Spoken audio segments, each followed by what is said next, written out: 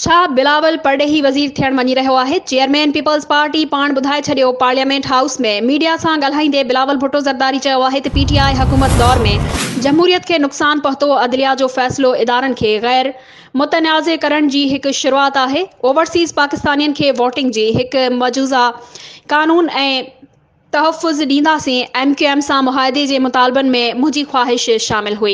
बिलावल भुट्टो परडेही वज़ीर थियण जे सवाल ते चयो आहे त नए सेटअप में मूंखे परडेही वज़ारत बणाइण जो फ़ैसिलो पार्टी कंदी। मुस्लिम लीग नून सां सियासी नज़रियाती इख़्तिलाफ़ आहिनि। मुस्तक़बिल में बि रहंदा।